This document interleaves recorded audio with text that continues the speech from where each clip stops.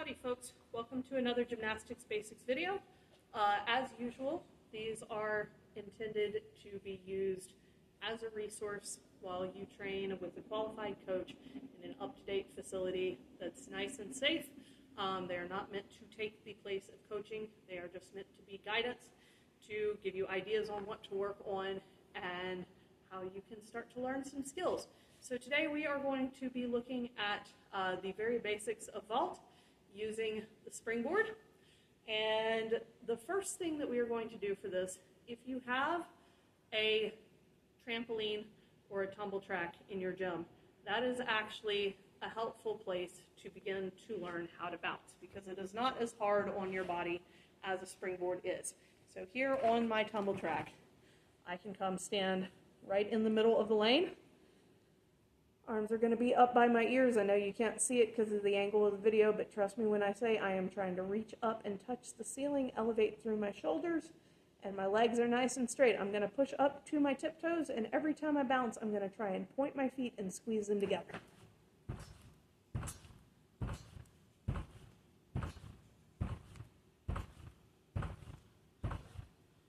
All right, do those in sets of about 10. When that is easy, you can bring it over to a springboard. Now, what is going to be the right amount of springs in the springboard varies depending on the athlete. The bigger you are, the more powerful of a runner and jumper you are, you're probably going to need a harder springboard. I have 7 springs in this board. No adult should be using a springboard with less than 5 springs, and most of you who are not like 5'0" and 120 pounds are going to need more like 6, 7, maybe even 8 for some of our bigger, more powerful folks. Feet are going to be together. Arms are going to be nice and tall, just like before. Same idea. Every time you bounce, you are trying to keep your knees straight and just push through your feet and point them.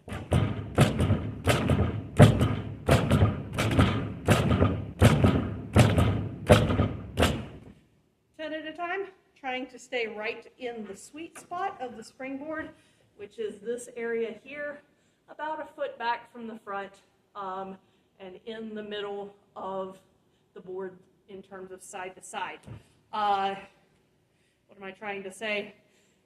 You do not want to be moving around on the board very much. You want to be keeping that bounce nice and centered, and that is a sign that you are squeezing your legs together, keeping your feet together, and staying balanced as you jump. If you are leaning off to one side, if your feet are coming apart, that's when you're going to start going crazy all over the board. So the next thing after that is sort of learning how to step into a springboard bounce. And I like to coordinate this with teaching the arm circle for the vault. I feel that it is very important to learn how to do that because swinging the arms at the right time helps to compress the springboard, which gives you a more powerful start to your vault, and then also helps you swing your arms up to your ears in just the right timing to get a good block off of the vault to do your handspring or your half one. But that is a little bit beyond the scope of this video, so just trust me when I say that it is a useful technique that will come back to help us later. What you're going to do, I have this mat arranged where the logo on the mat shows me exactly where I should put my opposite foot. If your mat doesn't have a logo on it or if it's off center, that's okay. You just want near the end of the mat, right down the middle. Your foot's gonna, this is my opposite foot, the one that I do not like to put in front for my cartwheels, is going to start on the numbers or on the letters or in the middle of that front part of the mat. Your back foot's out behind you. Your arms are straight out to the side. And the first thing you're going to do is you are just going to jump forward and bring your arms down to your sides and make what we call a shoulder position. Just like that. The goal is to get your feet up to, again, the sweet spot on the springboard every time you bounce. So I'll do that one more time, just so y'all can see. My feet should end up a little bit in front of my hips and shoulders. I added the arm swing on that one. One more try, sorry. All right, so then when that is easy, the next thing you're going to do is what I just did on accident. Once you hit in that shoulder and you're bouncing, you swing your arms up to your ears and try to lift that bounce up a little bit higher. And that's going to look like this. Shoulder swing. All right. One more time, just so that you can look at it. Remember, you're still not trying to really bend and straighten your knees. The springs in the board will bend a lot faster and spring back a lot more powerfully than your legs ever could. So you want to keep your legs straight and push as much power down into that board with your toes as you can, like so. All right, when that is easy, the next thing that we're going to do is a bounce back. And basically, this is teaching you to keep your feet in front of you as you bounce, so that when you start coming from a run into your vault, your feet will be in front of you, your chest keeps traveling forward, and it helps you turn over quickly to get into your front handspring. But for right now, it's just going to be the same thing we just did. Really exaggerate the feet in front, and then you are trying to push your weight backwards as you bounce so that you land standing on the mat with your arms up by your ears. That will look like this. One more time, just so that you can look at it again.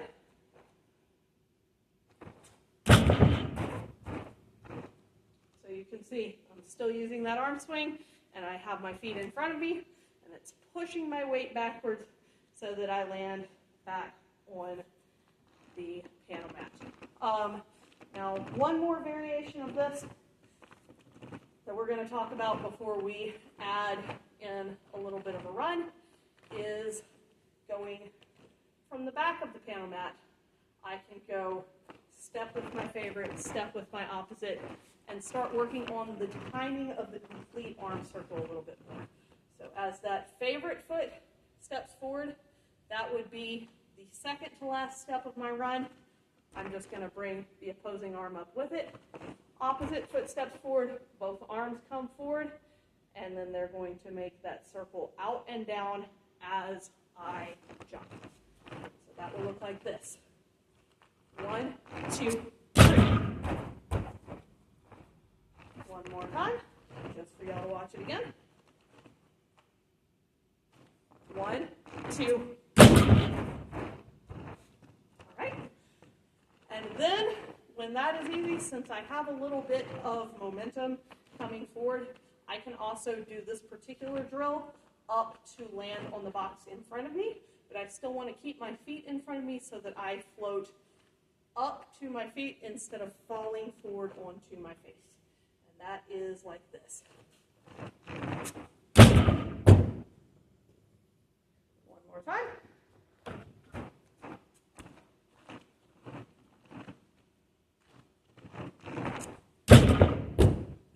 Just like that. When I am comfortable with that, I can move the piano mat out of the way, stack it back up where it belongs, and I can practice starting from a bit of a run.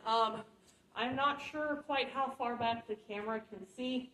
I am stepping back maybe 3 or 4 steps of run to start this off. As you get more and more comfortable with it, you'll start further back, and the box that you're jumping to can be a little bit higher. I would recommend, if you go for a higher box than this, you might want to make it a bigger box as well, like even a resi mat that the bronze or silvers used to vault onto, because a high stack of these is going to be very wobbly when you land on top of it. So I am back from where my board is, maybe 20 feet, if that much. And I just take a couple running steps. Hit that board with the arm circle and bounce up.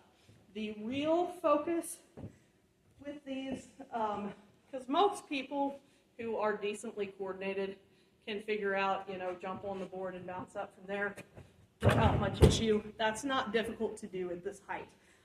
So for most people, the real focus is on getting that coordination between the running steps and the movement of the arms. Around and up.